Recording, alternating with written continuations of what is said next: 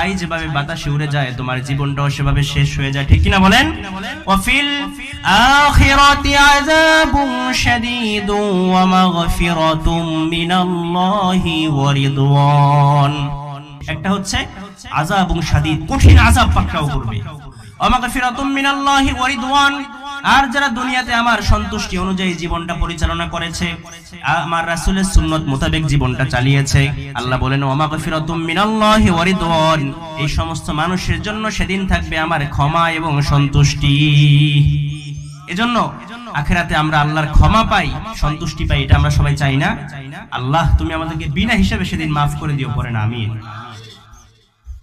আয়াতের শেষ পর্যায়ে আল্লাহ বলছেন ওয়ামাল হায়াতুদ দুনিয়া ইল্লা মাতাউল গুরুর।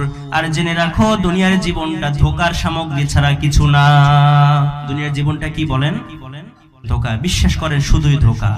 এ যা দেখেন সব ধোঁকা, এগুলো কিচ্ছু কাজে লাগবে না। আপনি যতটুকু আমল করবেন এটাই কাজে লাগবে।